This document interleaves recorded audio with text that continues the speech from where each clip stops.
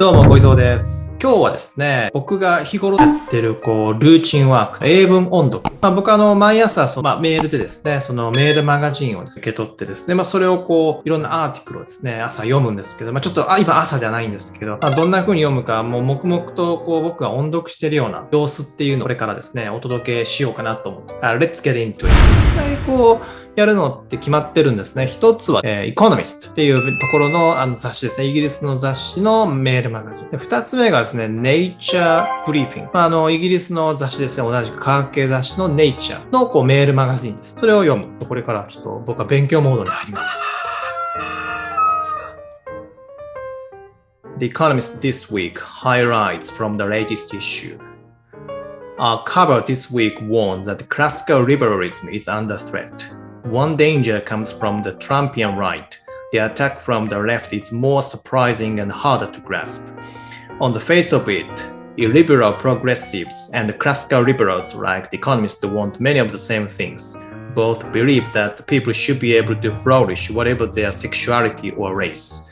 They share a suspicion of authority and entrenched interests.They believe in the desirability of change, and yet the two camps could hardly disagree more over how to make progress. Classical liberals believe that the best way to navigate disruptive change in a divided world is through a universal commitment to individual dignity, open markets, and a limited government.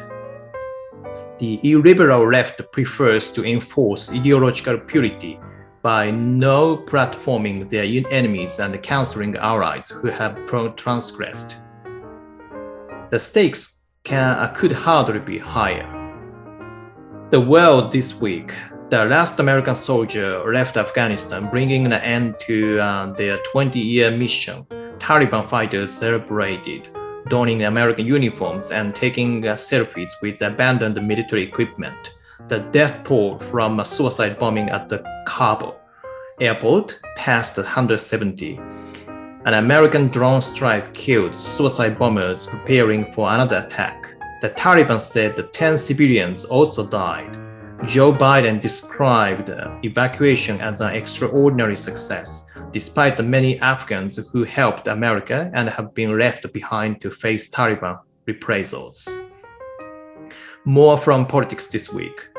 The Chinese government published an edict limiting children's playing of video games to just 1 hour on only for Fridays, Saturdays, and Sundays. It is the authorities' latest attempt to rein in what they view as the troublesome power of tech companies, though the government has long expressed concerns about gaming addiction among Chinese youth.Unlike previous degrees,this one probably won't hurt profits.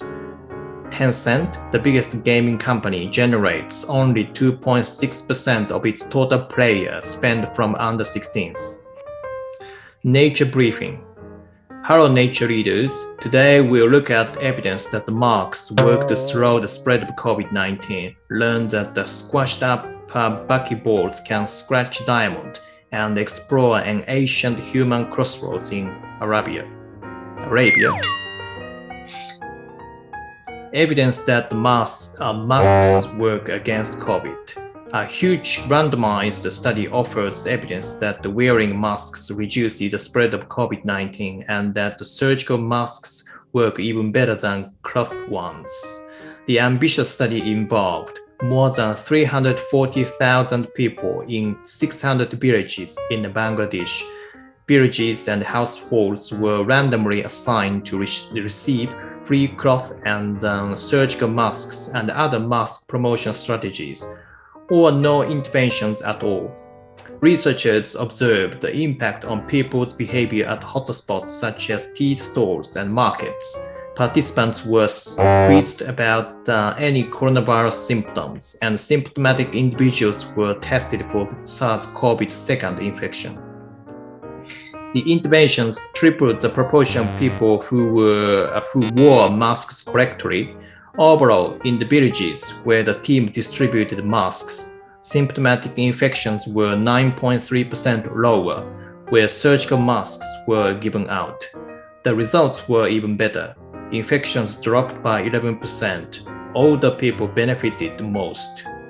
symptomatic COVID-19 in people over 60 went down by 35% in the villages using surgical masks. Diversity is an economic imperative. A cross-party group of UK parliamentarians is urging the government to increase the diversity of the nation's workforce in the fields of science, technology, engineering, and mathematics, STEM. Diversity is not an optional add-on. It is an economic imperative, says MP Chi Onward. It needs to be at the heart of policy because we cannot build a more prosperous economy without making use of the talents of everyone. Buckyballs that can scratch diamond. Watch out, diamond. Another super hard material has arrived. Researchers crashed Buckminster Forest Foreign C60 under high temperatures and pressure to create a disordered carbon material that is so hard that it scratches diamond. It also has a similar strength to its sparkly carbon cousin and acts as a semiconductor similar to silicon. Science must not abandon Afghanistan. Since the Taliban's takeover, organizations that help refugees, scholars have been calling on universities abroad to accept scientists who are able to leave. But those who stay need the support of the international research community, argues a Nature editorial. This can be done by organizing research opportunities in neutral countries, those that are not party to a conflict. For example, researchers could be invited to the Jordan-based cyclotron radiation source, Sesame, which is designed explicitly to support researchers in countries that are difficult international relations. And the countries will have to take on the difficult task of maintaining some minimal lines of communication with Afghanistan's new rulers. How to develop your research philosophy. A research philosophy can help laboratory readers to craft the scope of programs, mentor students, collaborate, and determine the impact they want their work to have. Having a set of values and knowing what matters to me makes it easier to make decisions, says evolutionary biologist Sono Single. Encounters with students and the people affected by research can both influence how your own philosophy evolves. Say, for lab readers. Ancient human crossroads in Arabia. 10 years ago, no dated archaeological sites more than 10,000 years old had been recorded in the 3 million square kilometers of the Arabian Peninsula, despite it being the gateway from Africa to Asia. New research adds to an explosion of knowledge about how early humans moved across the region, writes archaeologist Robin Dennell.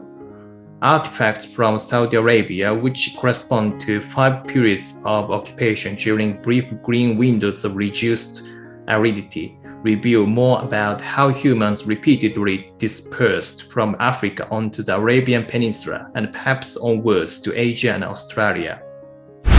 はい。でもまあこんな感じでですね、いつもですね、こう読んでって、ちょこちょこ読み間違えてるとこもあるんですけど、こういう風に黙々とただ読むだけ。発音は特に気にしない。なるべく流暢に喋るってことですね。止まらずに。で、間違ってももう気にせず、もうそのまま読み続けるっていうことですね。これもたまにはこういいのかなっていう、こういう練習もですね。なぜかというと、細かくこう発音チェックするとですね、やっぱなかなかスピード上がらない。発音ある程度80% 以上 OK で、アキュラシーっていうのが上がれば、もうあとはその流暢性をね、どんどん上げていく。とにかくこう喋る訓練っていう意味ですね。この音読、喋り続ける、音読し続けるっていう練習をですね、皆さんちょっとやってみてはいかがでしょうか。